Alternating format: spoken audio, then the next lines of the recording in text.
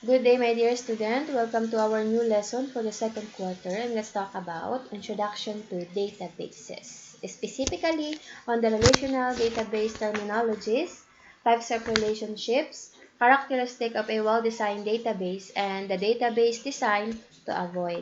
Okay, so let us have, of course, I am Miss Lorena de Guzman, your computer subject teacher, and let us have first the relational database terminologies. Okay. We do have the table here, the name and the description. The first one is the data.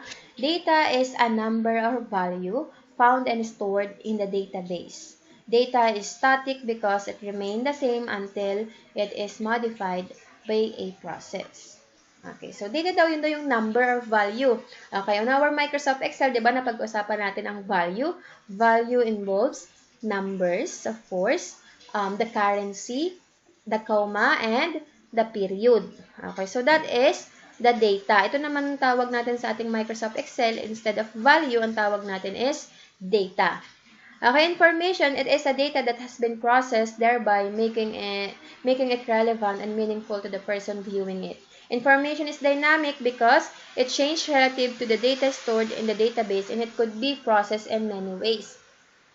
Okay, data is the numbers, and the information naman, yan naman yung that includes text, value, or the numbers. Okay, or special characters. Kung ang data natin is static, sabi nga natin, pag sinabi natin static, hindi siya nababago, pero ang sabi dyan, it remains the same until it is modified by a process. So, hindi siya nababago for now, pero maaari din siya mabago in some time. Okay, information naman, pag sinabing information, static, ibig sabihin, nababago-bago yan, katulad ng pangalan ng tao, hindi nababago yung pangalan mo, di ba? Pwede mo siyang mabago or ipabago mo, pero hindi yun ang ibig kong sabihin. Pag sinabi natin information, kapag gumawa ka ng isang table, naglagay ka ng pangalan ng tao doon, for example, sino ang mga bumili sa araw na ito, bukas, sino-sino ulit, so ibig sabihin, nababago, okay? Dynamic yung data pag sinabi natin information. Okay, null. It is used to represent a value that is unknown or missing. A null value is neither a zero nor a blank. Okay, so pag sinabi nating null, ibig sabihin kapag naglagay ka ng zero or blank, ibig sabihin ang lalabas sa iyong data is automatic null. Okay, table. So, ibig sabihin, kapag gumawa ka ng data sa Microsoft Access, kailangan meron siyang laman. If it is data or information. Kapag nilagyan mo ng zero or blank, null ang lalabas. Okay, table, it is the main structure in the relational database. It is composed of attributes. Kung naaalala niyo yung ating attributes and domains. Okay, attributes yung ating fields. Kung saan yung fields, ang tawag ay yun yung name between each columns. Attributes or fields. And then domain or record, siya naman yung mga value in each rows. Okay, kung ang ating fields, sila yung column, yung ating domain or record, sila yung rows. A table almost always represents a subject that can be an object, person, place, or thing, or an event. Okay, katulad ng ating example dun sa inyong module, di ba? May example dun, S sa food. Okay, S spaghetti, S sa animal, snake. Okay, S sa place, sa narciso. Okay, so yun naman daw yung a table must almost represent a subject, of course. Lagi may person, place, thing. Okay, and then after that, below that person, siyempre, mga pangalan ng tao, pangalan ng lugar, o pangalan ng isang bagay, or pangalan ng isang pangyayari. Okay? File. It is an organized collection of data about an entity or entity. As an example, for a bookstore, a file called branch can contain all data about a particular bookstore branch. Okay? Pag sinabi nating file, it is consists of different documents. Okay, pinagsama-samang documents pala si file. Okay, si data, siya yung numbers, information, yun yung consist numbers of text. Okay, pagdating naman kay file, yun ang pala yung pinagsama-sama natin document na inilagay natin sa isang folder na ang tawag na sa kanya ay file. Okay, that is relational database terminologies. Data, information, null, table, and file. Record. It is referred to a specific person, place, thing, or event. Record is also known as tuple, kung naaalala niyo yung ating relational model. In the relational database terminology, it pertains to structure in a database table representing a unique instance of a subject. O, kanina, sabi natin yung record, sila yung domain kung saan sila yung nakalagay sa bawat rows ng ating table. Okay, record field. It is the smallest structure of data from a larger database structure in a relational database. A field can store data in a database and represent a character of a subject to which database table is resides. So, yan naman yung pangalan ng bawat column. Well, name, things, place, animals. Okay. And then record sa ilalim, si field sa column, record sa ilalim. Record, row, field, column. View. It also known as a virtual table. It is also called a virtual table since it does not hold data on its own. Rather, it gets data from the table which is base. And since it comes from other tables, it is composed of several fields coming from one or more data. So, ibig sabihin, kung ang ating Microsoft Excel ay merong different view or view buttons, sa ating Microsoft Access, meron din siyang different views. Okay. So, nagkakaiba-iba ang itsura ng ating table or ng ating Microsoft Access depende sa view na gagamitin mo. So, nakakalito. Keys. These are fields that serve a specific purpose within a table. There are many two types of keys, the primary key and the foreign key. The primary key is a field that uniquely identifies a record in a table. The foreign key is a special field that establishes a relationship between two tables. Okay, we'll talk about keys on the latter part of this lesson. Relationships, of course, they exist when two or more tables are connections or associations. Okay, relationship kapag merong isang word na connected sa isa't isa. That involves relationships. Okay, then let's talk about, of course, relationship. Okay, so when we say relationship, it is a relational database exists when two or more tables are connected by the following conditions. Okay, relationship, katulad lang din yan sa tunay na buhay. Kapag ang isang tao o ang dalawang tao ay konektado sa isa't isa, may tinatawag na yung relasyon. So, hindi lang, of course, love or crush. For example, ako ay anak ni Lola, ikaw ay anak ni Lolo. Anak ni Lola? Ako ay apo ni Lola, ikaw ay apo ni Lolo. Ibig sabihin, may relasyon tayong dalawa. Anong relasyon natin dalawa? Tayo ay magpinsan. Okay, so the same with the database daw, kapag ang dalawang data ay konektado sa isa't isa, meron silang relasyon. Okay, they are connected, they are related to each other. The first one is the primary key, foreign key, and the linking table. So, nagiging connected daw ang bawat information sa ating Microsoft Access or sa table with the use of the primary key, foreign key, and linking table. Okay, linking table is a table that establishes a connection between two or more tables. So, this key will be tackled on the latter part of the lesson. Okay, relationship. Okay, take note of this. Relationships are important because they ensure data integrity since they eliminate duplicate and redundant data. Relationship also helps as a means to define views. So, example, nagawa ka ng data sa ating Microsoft Access, ginamit na natin, at nagkaroon tayo ng dalawang data with the same word, hindi tatanggapin ng Microsoft Access yan. Okay, itatanggalin niya or i-eliminate niya. Okay, nakalagay dyan, no? Eliminate, duplicate, and redundant data. Okay, kapag nasa iisang table yan, iisang column at parehas na data, hindi niya tatanggapin. Okay, so that is relationships. Okay, we do have different types of relationship. The first one, okay, pag sinabi nating relationships, when two or more tables are related, they exist between them in a specific type of relationships. When two or more tables are related, there exists between them and a specific type of relationship, and there are three types of possible relationship. Naintindihan nyo ba yon? Okay, pag sinabi daw or kapag daw merong dalawa or higit pang table na magkakakonektado ang data sa isa't isa, ibig sabihin merong dyang relationships. Okay, the three types of relationships, of course, the first one is the one-to-one relationship, one-to-many relationship, and many-to-many relationship. Okay, let us have this one-to-one relationship. Okay, kapag sa tunay na buhay, one-to-one relationship, si babae at si lalaki, si babae ay nag-iisa lamang at si babae. Ikaw ay merong iisang karelasyon at si lalaki ay ikaw lamang ang karelasyon. Ibig sabihin, that is one-to-one relationship.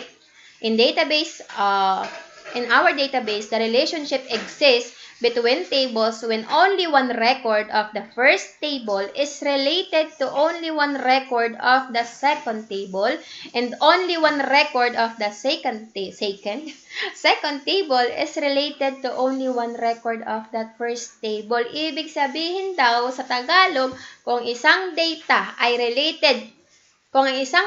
sa isang table ay related sa isang data sa pangalawang table at ang isang data sa pangalawang table ay related sa isang data sa unang table, ibig sabihin that is one-to-one relationship. Okay, magulo, diba? Magulo. Okay. Take a look at the figure from your book. Okay. One-to-one relationship, the employees table and the salary table. Ibig sabihin, meron tayong dalawang table na ginawa. Okay. Sa ating employees table, meron tayong attributes which are employee ID, first name, last name, and phone. Sa ating second table, meron tayong salary table. Ang kanyang attributes ay employee ID, daily rate, at incentive percentage. Ibig sabihin daw yung mga document or data na yan ay para lang daw, kung pwede siyang pagsamahin of course, pero pinaghiwalay siya.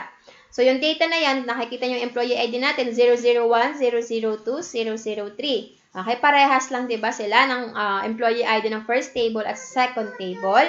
May tigisang 001, tigisang 002, tigisang 003. Ibig sabihin, meron silang one-to-one relationship.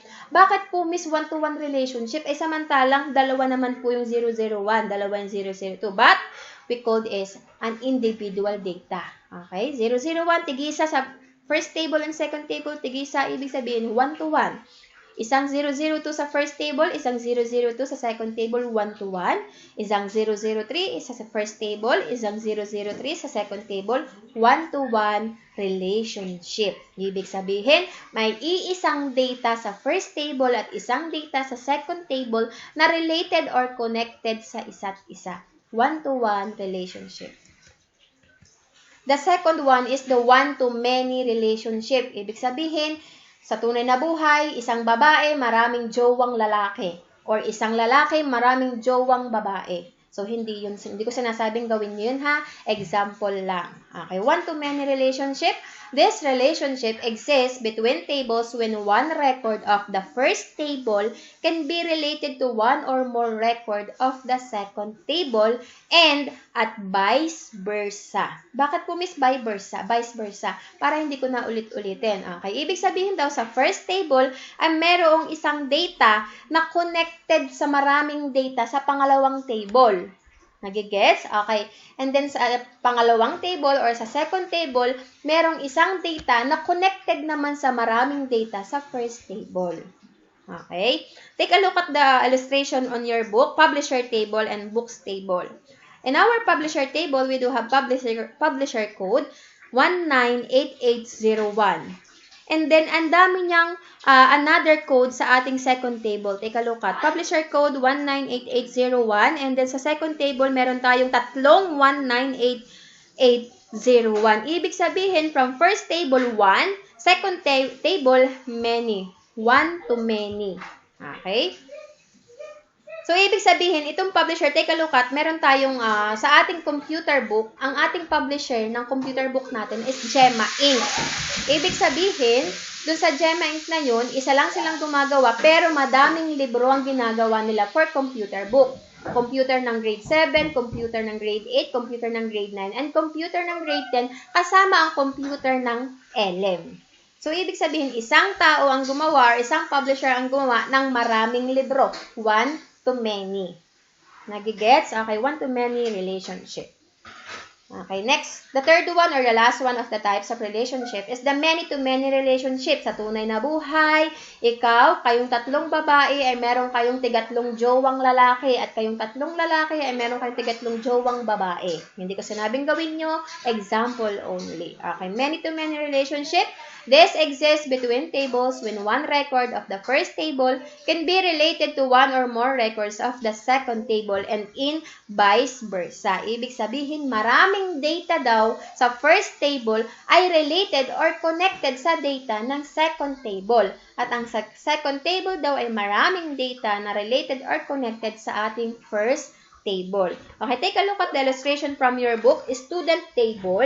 and the subject table. Kung mapapansin nyo, wala dyan nakalagay na arrow, katulad ng ating one-to-one relationship at saka yung ating one-to-many relationship. Pagdating kay many-to-many relationship, dahil nga lahat ng data from first to second table are connected or related to each other, hindi na siya nilagyan ng arrow. Take a look at student number 200,901, 200,902, 200,903. Si Agnes, si Richard, si Regine. Si Agnes Ong, Richard Tan, Regine Chan, ay nakatira sa Quezon City, Manila, and Makati. So, yung tatlong bata na yun ay ibig sabihin tatlong bata ay nagte-take ng tatlong subject which are math, science, and computer. Tatlong bata nagte-take ng tatlong subject. Ibig sabihin, many-to-many relationship. Tatlong bata, uulitin ko, tatlong bata. Pag sinabi natin 2 or more, madami. Tatlong bata nagte-take ng tatlong subject from first table to second table. Subject table, itong tatlong subject na ito ay tinetake ng tatlong bata sa first table. Kaya hindi kailangan ng arrow to see kung alin ang many or kung alin yung data na magkakaparehas. Okay, ulitin ko. From the one-to-one relationship, isang data ay connected lamang or related lamang sa isang data sa pangalawang table. At yung pangalawang table ay merong isang data na connected or related sa first table. One-to-one relationship. One-to-many relationship, isang data sa first table ay related sa maraming data sa second table, or isang data or maraming data ay connected sa isang data sa first table. One-to-many relationship and many-to-many relationship, maraming data sa first table ay connected or related sa maraming data rin sa second table, and vice versa, ganun din. Okay, that is one-to-one, one-to-many, many-to-many relationship. Okay, the next one is the characteristic of a well-designed database. Okay, the first one, modifying data is easy. Change the value of one field within the table should not affect the values of the fields in the table. Okay, so madali daw ang mag-modify. Ano ba yung modify, miss? Okay, pag sinabi natin madaling mag-modify ng data, ibig sabihin madali mo siyang mako-customize, madali mo siyang ma-edit. At kapag inedit mo siya, hindi daw madadama yung kabilang data. Ibig sabihin, kung inedit mo si column 1, hindi madadama yung ibang data. Next, retrieving information is easy. So, for example, may save mo na siya sa flash drive mo, yung data mo, kaya lang nawala sa flash drive mo, mababalikan mo siya sa Microsoft Access kasi nakasave pa doon yung iyong data. Okay? Extracting desired information from tables with well-defined relationship should make accessing and retrieving data a lot faster. Developing and building user application is easy. Data manipulation would be the main focus of program and not solving the problems associated with a poorly designed base. Okay, so madali daw ang paggawa at paggamit ng ating Microsoft Access. Maintaining the structures is a change made to any table or column should not be affect other tables or columns. So, the same with the number 1. So, kapag meron ka daw ginagawa sa another column o sa first column, hindi daw madadama yung ibang columns. Adding and deleting data is easy. The same with the Microsoft Excel. Madaling mag-delete, madaling magdagdag ng data. Okay, database design to avoid. Spreadsheet design. A spreadsheet is very powerful if used properly. However, it is designed for a purpose and always will find a purpose within any business organization. A spreadsheet do not make good relational database because if you really need to acquire and collect, store and maintain, view and analyze, print and share data, then you need a tool that will truly suit and designing a real database. So yung tool na sinasabi dyan, that is the Microsoft Access. Okay? Katulad siya or kamukha din siya ng ating spreadsheet which is the Microsoft Excel. Pero daw, mas madali daw gamitin kung ang pag-uusapan ay pag-i-store ng data. Okay, spreadsheet view. Secondly, you should also get away from the spreadsheet view mentality. Pag sinabing spreadsheet view mentality, ito na nga yung ating Microsoft Excel, yung ating spreadsheet. Kung ang iniisip nyo ay once na na-open nyo na si Microsoft Access at ang iniisip nyo ay parehas lang sila ng itsura at parehas ng paggamit, malaki ang pinagkaiba ni spreadsheet kay Microsoft Access. Spreadsheet may seem to offer a good means to view data. However, a database program may not be able to produce a report of a spreadsheet layout. So, ibig sabihin daw, pag sinabi natin spreadsheet, Okay. So, maaari daw na mayroong pagkakapareha sa spreadsheet at sa Microsoft Access. Pero mas iba daw ang kayang ibigay na service ng Microsoft Access kaysa kay spreadsheet, which is the Microsoft Excel. Okay. Next, or the last one, is the building database design on the database software. Many database designers fall into trap of designing a database based on the database program tools. Diba si Microsoft Access or Microsoft Excel natin, ang dami nating tools or commands na ginagamit to modify or edit our data or entry in the Microsoft Excel. Lalo na kapag sinabi ni Miss, gamitin mo ito, gamitin mo yan. Okay, pagdating naman kay Microsoft Access, purely ginagamit natin si Microsoft Access to design your business plan or to design your business. Okay? So, pagdating dito, hindi ka basta gagamit ng mga kulay or mag-edit ng text based lamang kung ano yung gusto mo or kung gusto mo lang ng, or favorite mo yung kulay na yon or favorite mo yung font style na yon. Mag-e-edit ka dito based kung ano ang hinihingi ng organization or kung para saan yung hinihingi ng iyong, for example, ng boss mo. Hindi ka pwedeng magbigay ng colorful document. Sabi nga ninyo sa inyong mga sagot, kung kailangan i-edit yung format ng text, depende po ito kung para saan po gagamitin ng isang document or isang file. Kung ano ang hinihingi ng iyong boss or ng teacher mo. So, that's it for the database design. To avoid, ibig sabihin, no need for the colorful designs, but i-design mo lang yung file mo based on kung ano yung nararapat at connected sa business mo. So, that's it for this week lesson. Go back to your module and answer the following activities. Thank you and have a good day.